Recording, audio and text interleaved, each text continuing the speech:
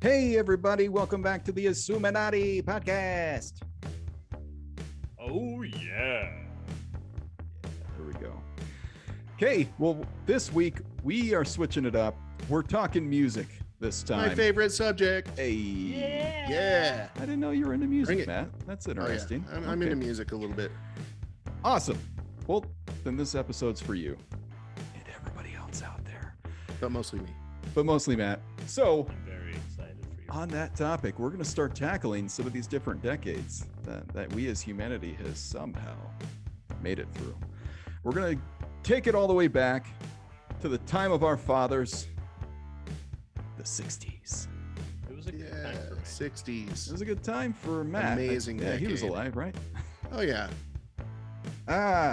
So what we're going to do, this episode, we're going to tackle an album that we, in our important opinions, what album from the 60s can we listen to from track one all the way to the end and not skip one track, not skip one song So many. way through? So, of course, some of the greatest albums of all time will be mentioned on this episode. However, that is not the point of this episode. Maybe we'll do that one day, picking the best albums of all time. This is just an album you can go start to finish. Maybe we'll introduce some new music to us or you, the millions of you watching. Okay, well, let's get started. I will get things going with my pick. Okay, so for my pick, I went with Brahms' Violin Concerto.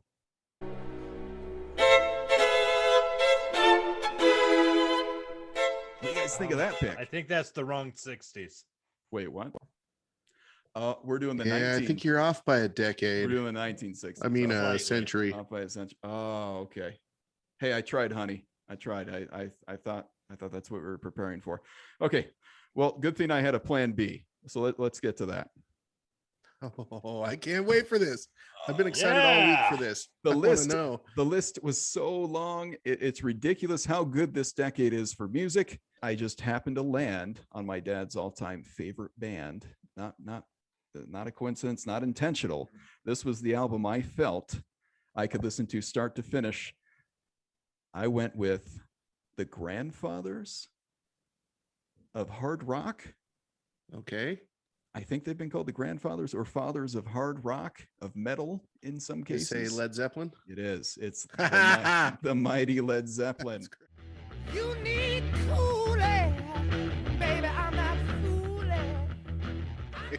Now, I Love went Led with Zeppelin. Led Zeppelin 2, released in Yeah. 1969, the fall of 1969. Excellent choice. This is often pointed to as the band's heaviest album. Mhm. They had some pretty good success with their first album. This solidified them as rock. This was Yeah. hard rock. Oh man, just to give you an idea of what we're dealing with here, not that Led Zeppelin is an unknown band, but they have some pretty amazing accolades here. I'm going to quote Rolling Stone magazine here real quick. The number one drummer of all time, John Bonham, Led Zeppelin. It's hard to argue that.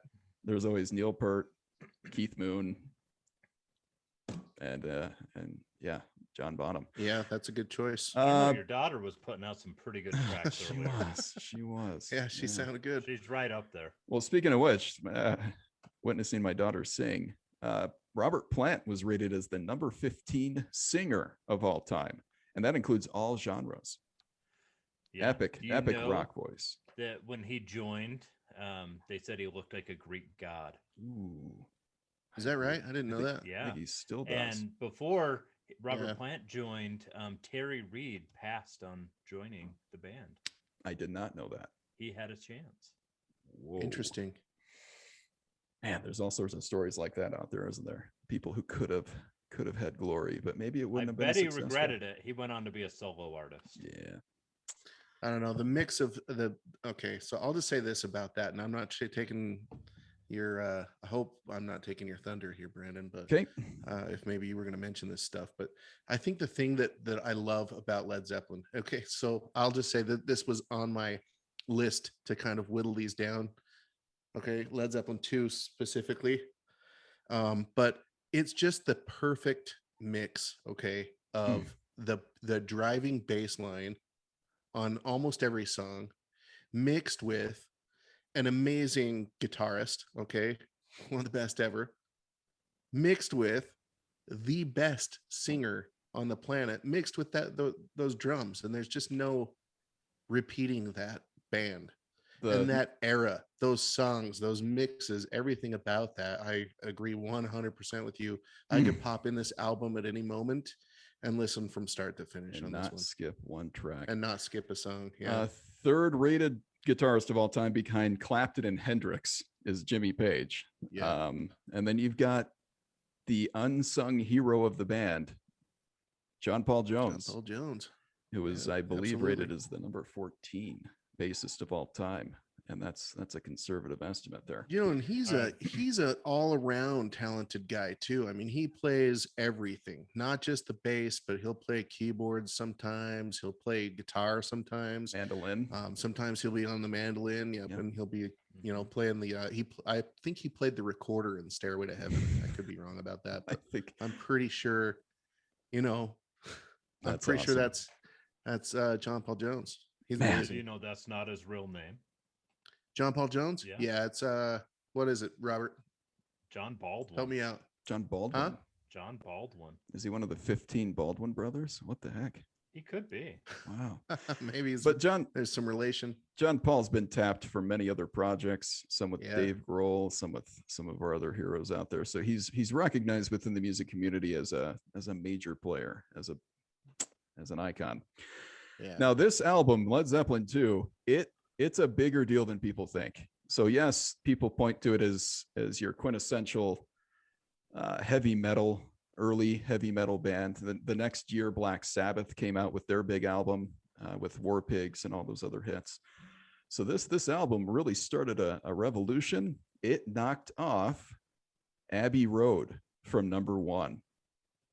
That's impressive. So the tracks, I mean, we've got Whole Lot of Love, What It Is, What It Should Never Be, The Lemon Song, Thank You, Heartbreaker, Livin', Lovin' Maid, Ramble On, Moby Dick, Bring It On Home. Robert, Robert, did you have a chance to go through this album? I did. Now I'm no stranger to Led Zeppelin, but I'd never like listened to an album like from start to finish until you guys put me up to the challenge. And I listened to it 2 times straight through. Very enjoyable. Brought me back memories of when I was in high school, rocking out to classic rock. When you look at greatest hit compilations, most of these songs are on Led Zeppelin's greatest hits, with the exception of only a few. Did you have any? My personal favorite all-time Led Zeppelin song is Ramble On. That's my all-time favorite. I know there's bigger hits that they've had, but as far as the dynamics of that, the soft and the hard and the, oh my goodness, just it hits you with everything. And it has some nerd culture in it, some J.R. Tolkien, some Lord of the Ring lyrics that they would revisit in their other albums. Oh man. And then just the album is full of that though. There's so much on here. Did you have any favorites that stuck out to you, Robert, that you may have forgot about? There was a couple that I have heard so many times I didn't even realize were Led Zeppelin. Whole Lot of Love. That's Whole Lot of Love. One. Whole Lot of Love's the number is track number 1, and it just slaps you in the face immediately with the riff. Oh,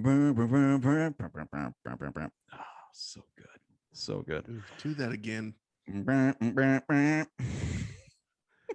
need cooling.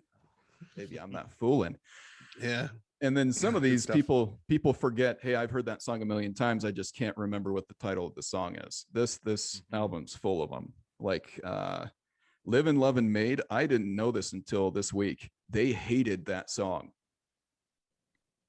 The band never played it live, and that would be a number 1 hit for any other band. Yeah, for sure. Often that played, can be true for most of their songs. And it's always played with Heartbreaker. So it starts with Heartbreaker, and then it transitions to Livin', Lovin' Maid. Radio stations played always, as a medley, right? Yep, they always play them together. So people know that is, hey, that sounds like 2 different songs. Technically they are, but yeah, they played as a medley. Moby Dick has it's got a lot of quality to it when it comes to the guitar solos. It's an absolute showcase for John Bonham.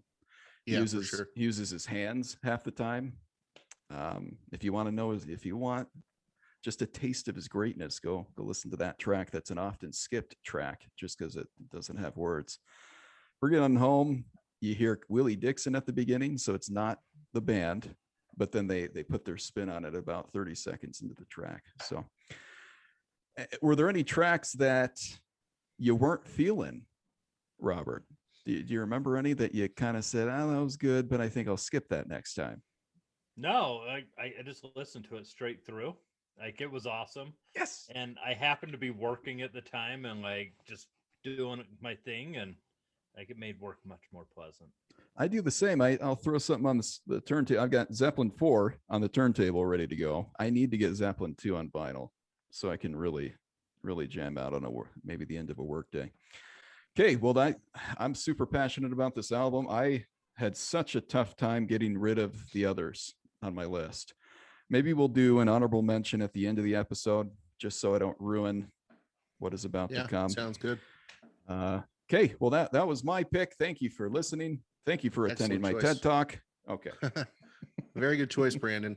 Thank you. Well, yeah, it was great. Matt, I've been waiting for this. I've been looking forward to this pick all week. I'll tell you, it wasn't easy. I'm with you, Brandon. So I listened to a lot of music. I listened to a lot of albums this week, revisiting all of the classics like we've talked about. I think I sent a list to you earlier, all of those things. I was trying to kind of narrow it down. And what I ultimately ended up with going with was an album that I could, that I could listen to right now. So it's all mood music for me, right? So it's all based on my mood. And sometimes I'm in more of a relaxed mood and I want to kind of calm down. And sometimes I'm just kind of in a little bit more, I wouldn't say aggressive mood, but kind of more of an upbeat mood. And so they all determine which album this was going to be for me. But what I went with is the album that's right behind your head, actually on your wall. The Doors. Come on, baby, light my fire. Come on, baby, light my fire. Yes. Yes, it was good. I put it up there because I think that was my close number 3 that I almost picked. Yeah. Oh, so let me give you the reason why. So lately I've been kind of feeling a little bit nostalgic, and what The Doors does for me is it reminds me of my formative years. Okay. So driving around in Bountiful, Utah, back in the 90s, early 90s, with some friends. And at that time, that was when the movie The Doors came out. With Val Kilmer. Oh yeah. Nice. If you haven't seen it, everybody out there, you should see it. Okay. It's a great movie, and Val Kilmer's amazing as Jim Morrison. Not in that bad movie. at all. Yeah. No, I've not seen it. Yeah, you should watch it, but maybe not with, well, I don't know. Use your discretion. Don't watch it with my children. Yeah, it might not be a kid-friendly movie, but it's kind of weird that I watched that when I was a teenager. Who knows what I was doing? But my friend Andy was really into The Doors at the time, and he had these live performances, The Doors at the Hollywood Bowl, that we would watch. That's such a good one. It's a great one. And so that The Doors just kind of takes me back to those days. Okay. When I'm at that age, probably, I don't know, 15, 16, that range of age for me. And it just reminds me of all of the teenage angst that you're feeling and kind of the restlessness of being a teenager. And it still just kind of takes me back there. That's what music does for me. But this album in particular, as I was listening to it again, just zips me right back to that time frame in my life that was really important to me. And that's why I can just listen to that. I can start that album right at the first song. Break On Through, I think, is the first song, and it just goes right through. There's not a bad song on the album. I know this was probably on your list, and obviously it's on your wall. So well, just yesterday when it was raining, when it rains, I play The Doors. That's just what I do. It's Not only Yeah. because of Riders on the Storm, that's probably the best song to ever play during a Yeah. rainstorm. But Yeah. but this See, and album, that's not even Riders on the Storm is not even on that album. it's not. Yeah. No, Yeah. but that's a good song. That's one of my favorite songs. Great song. The Doors But- were amazing. Oh my gosh, what a great album. Yeah. Yeah. I love the crackle of the vinyl on that one. It's so eerie. His poetry is next level. Absolutely. Wow. And Yeah, the- they just don't write lyrics like that anymore. You Oh, know, it's no. same with your Led Zeppelin too. You know, Yeah. there's no lyrics that are written like that No. anymore. No. And that stuff speaks to you, especially as you know, you can go through the list of songs. You got Break On Through. You know, that's obvious, great song. It's in a lot of movies. I think at the time too. That kind of I'm not sure when Forrest Gump came out, but 92, 94, something like that. yeah, okay, Yeah. so it's kind of in the same era for me. And that song, you know, and that whole soundtrack is a whole nother story. Okay, we can get into that one day That's a too. great one. Yeah. Yeah, Break On Through is on there. Soul Kitchen, amazing. Crystal Ship, Mm. 20th Century Fox. You know, Yeah. the Alabama song, and I got to give a shout to Trevor. That just reminds me of Trevor. Every time I hear that song, it You're reminds right. me of Trevor. Yep. For some reason, I'm not sure what it is. He would sing it. Oh, is that why? Okay, that's there you go. Yeah, hopefully we get Trevor to watch this episode. When I Yeah. think Doors, I think Trevor too. I'm with you. Yeah, he kind of reminds me of that Jim Morrison style personality. But For that some reason. that Hollywood Bowl concert that you mentioned, Right. It's weird, trippy, epic. just Right. some of the stuff that he would You know, pull. the thing I remember about that is I remember being in Andy's basement, okay, when we were watching that, and Jim Morrison saying, "Hey, Mr. Lightman." And he's trying to get the guy doing the lights to bring down the lights a little bit to create a better mood. And but that's- the way for he some does reason it, that sticks out. He's like, "Hey, Mr. Lightman." Anyway, Hey, Mr. Lightman, you gotta turn those lights way down, man.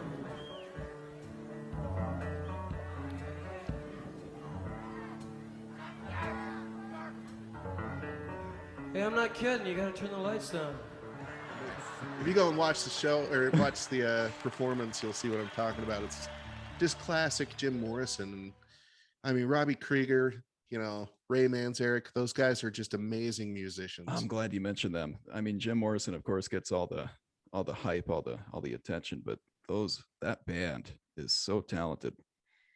Yeah, Mhm. for sure. And the way that they would I'm keep up interested with in him. Oh, I- sorry, go ahead. No, the way that they would keep up with him when he would be in outer space, so to speak, is super impressive.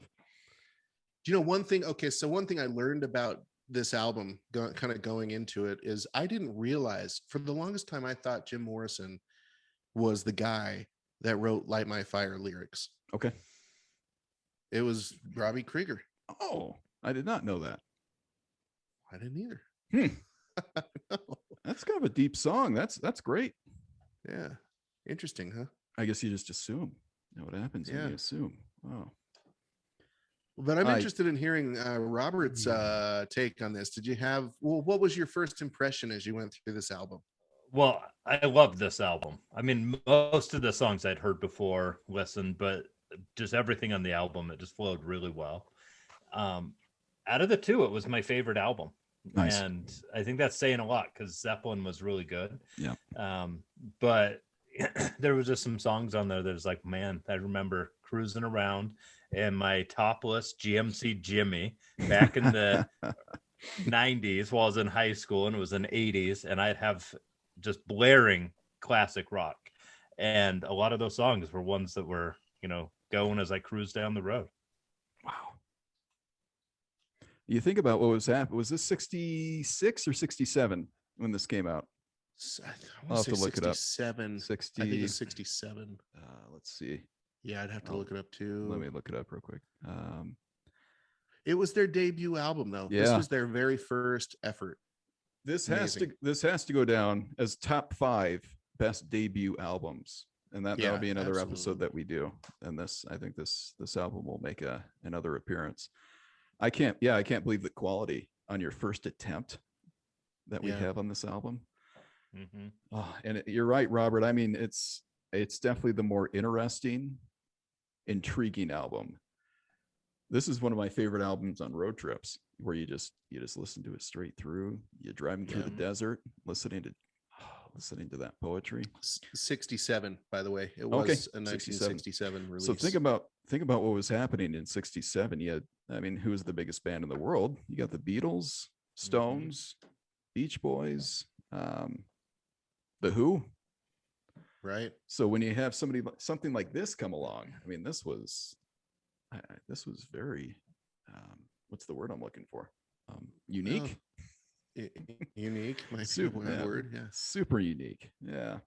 Yeah, I think actually this one of their songs, and I think it was either, gosh, I can't remember, but one of their songs went up to number 2. I think it was Break On Through. I can't remember, so I won't say, I don't want to get it wrong, but they were number 2 to one of the Beatles songs that was number 1 for a long time. And in that era, that's a big deal. Yeah, it's pretty impressive. Oh, it was Light My Fire. Okay. Light My Fire, man. That's Actually such a good one. but I'm not sure who it took out. End of the Night. Oh, it was Love End Mrs. of the Night. Sgt. Pepper's. Oh, nice. Yeah, that makes sense. Another album. Right. That's the thing. I mean, I went through so many. So, we can talk about that stuff too, but I went through, a ton of Beatles albums came out in the 60s, and they're all, I can sit down at any time and listen to a Beatles album from start to finish And not skip a thing. You don't skip a thing on those albums. Unreal. Right. I was just trying to think of my favorite rock organist. Ever since marrying my wife, who's a classically trained pianist, I pay attention to stuff like that a little bit more. And it was Ray, right? Yeah, he's awesome. Ray Manzarek. I mean, how is there a better rock organist out there who just went with the flow and was able to ad lib and keep up with Jim Morrison? Unreal. Yeah, he was amazing.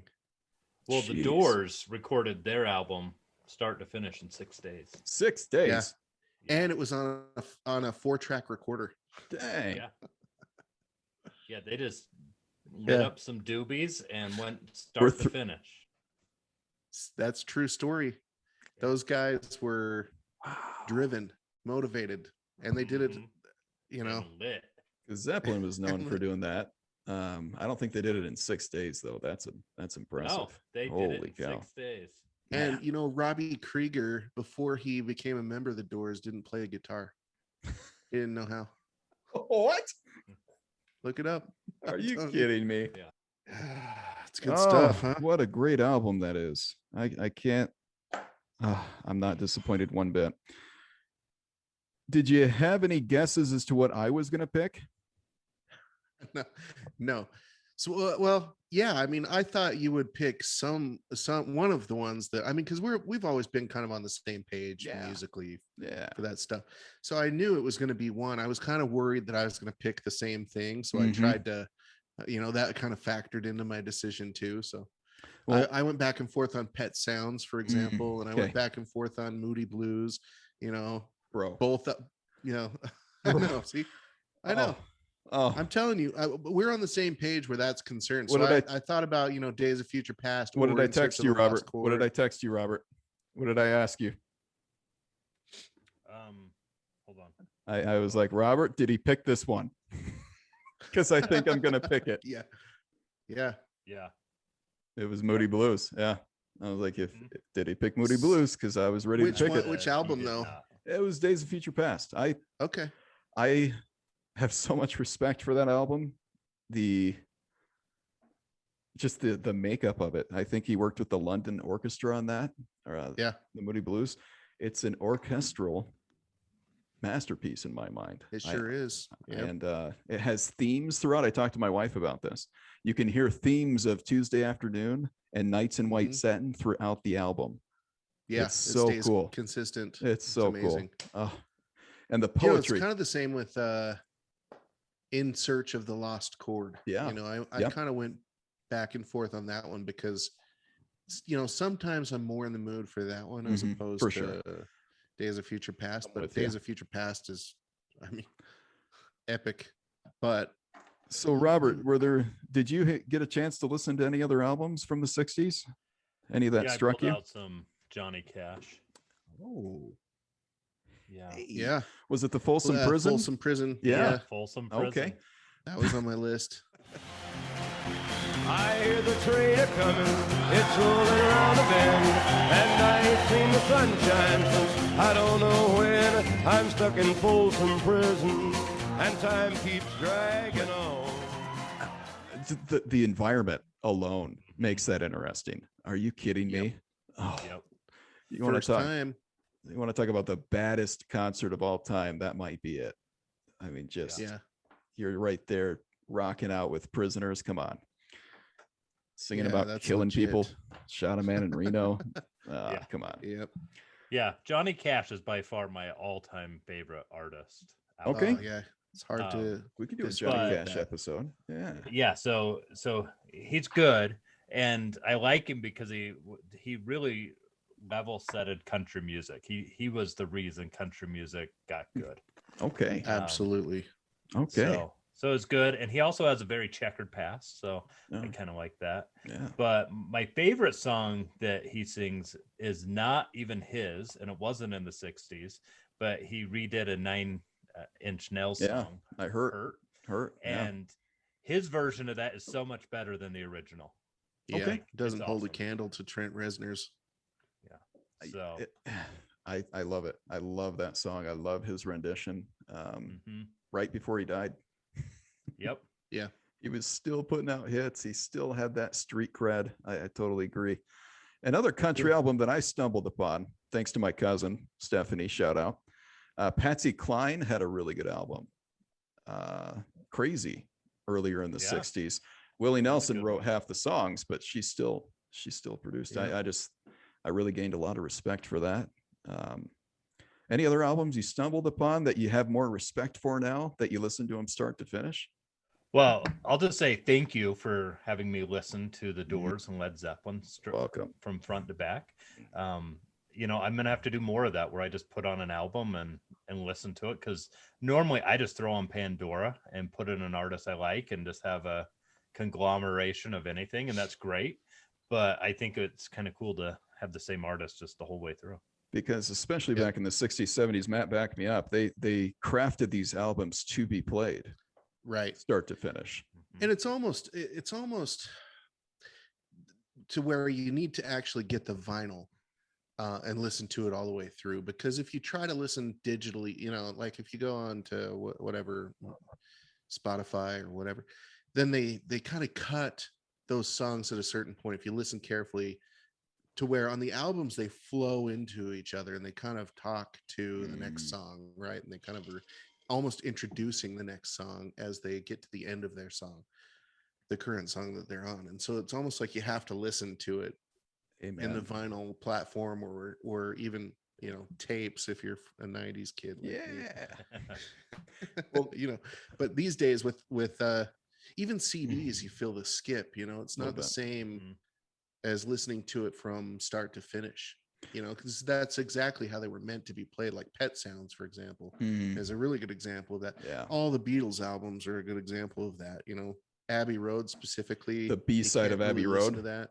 Yeah. My favorite piece of music from the 60s is probably B-side of Abbey Road. And if that Yeah. skips, if that gets cut up in any way, the not the medley same, is is it? the medley is ruined.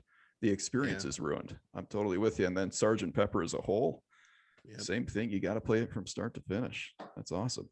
Well, Yeah. that's a good goal, Robert. I'm going to make that same goal. Try and listen to the full piece of art.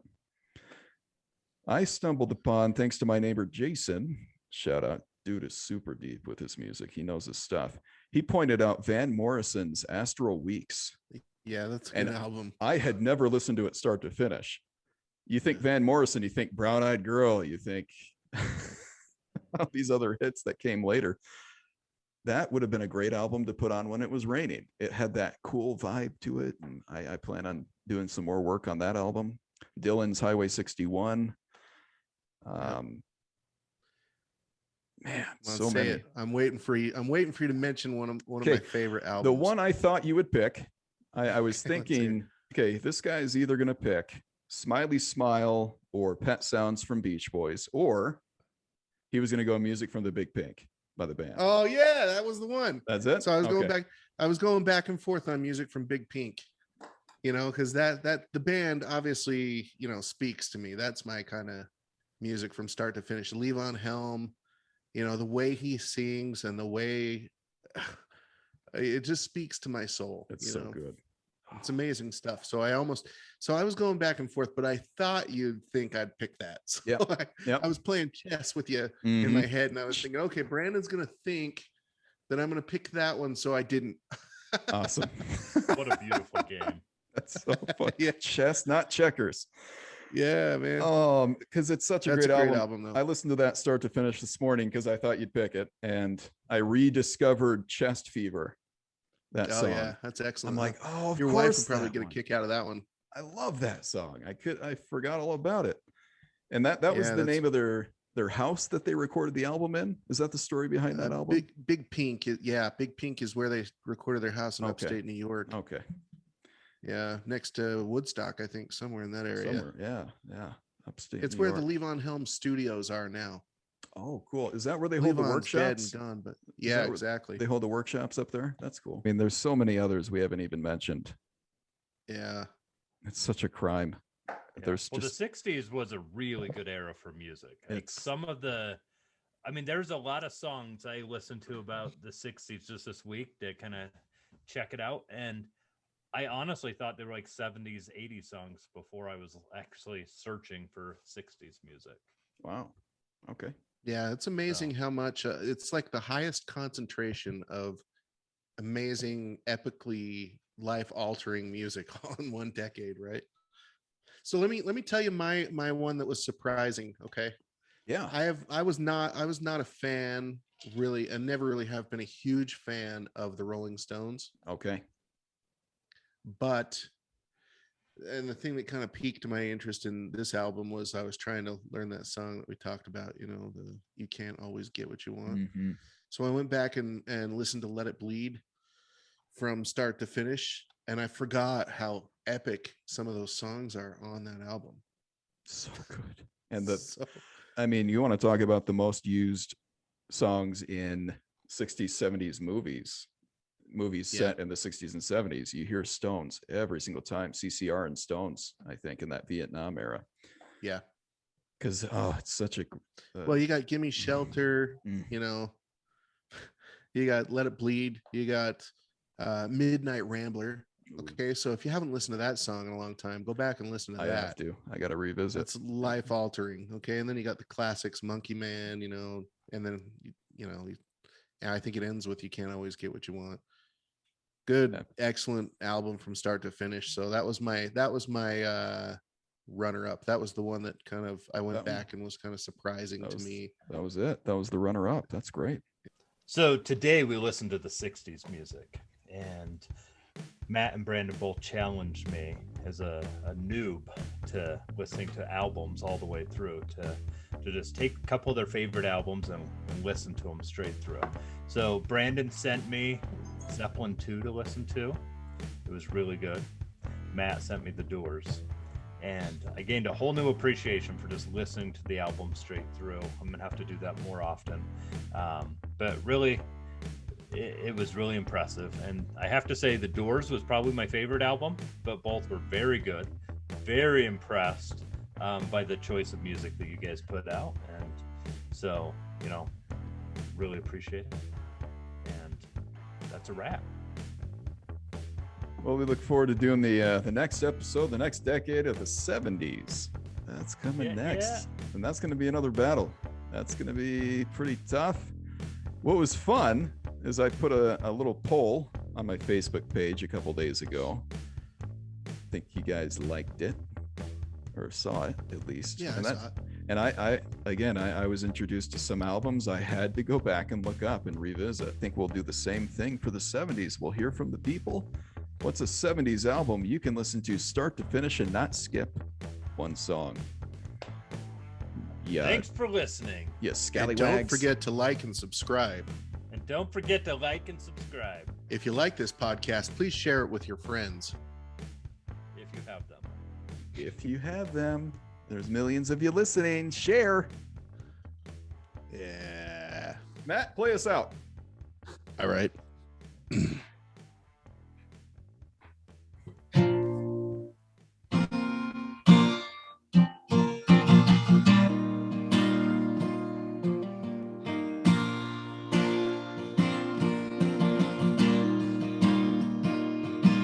I saw her today at the reception. A glass of wine in her hand. I knew she would meet her connection. At her feet was a footloose man. You can't always get what you want. Can't always get what you want. Can't always get what you want. But if you try sometimes, you might find you get what you need. Ooh.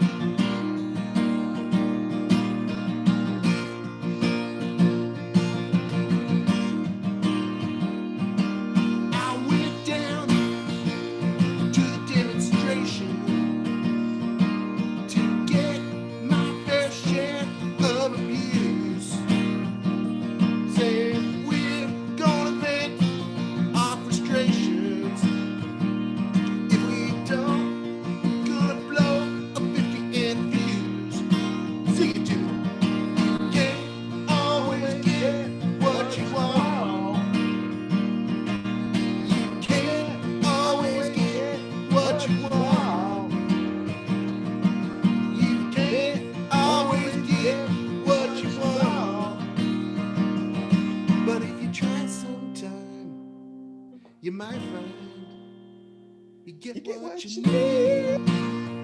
Oh yeah. You get what you need.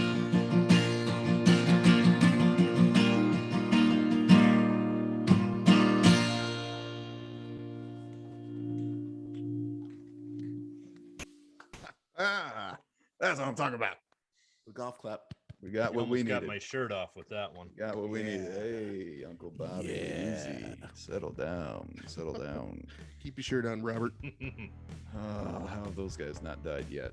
Hey, on that note,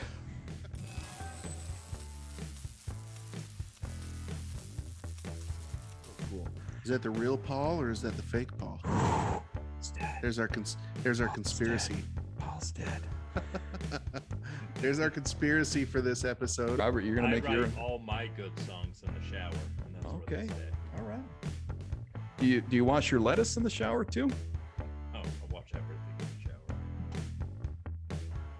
shower. Uh-oh. What did I lose my camera? We lost Matt again. Come back. That's a There nice. you are, That's very clear. and you're in a different room now. No, same room. We caught Matt in 4K, as the kids would say. It was like you really should attend this meeting. Oh, I had no clue about it. this podcast just got Hi. exponentially cuter. Speaking to the mic.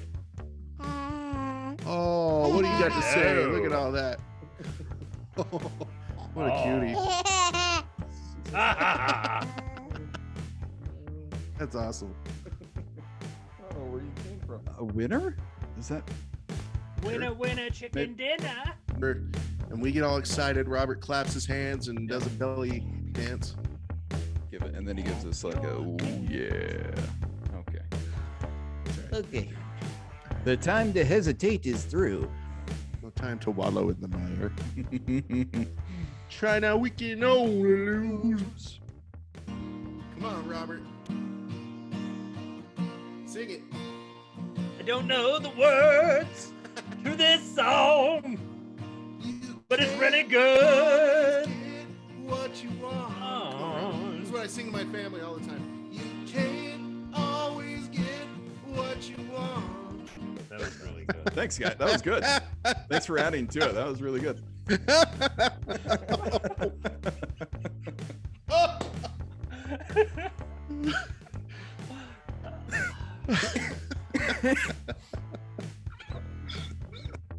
Oh my gosh. Oh, it was so dumb. So dumb. You are so dumb. Job. This is the end. Beautiful friend, the end.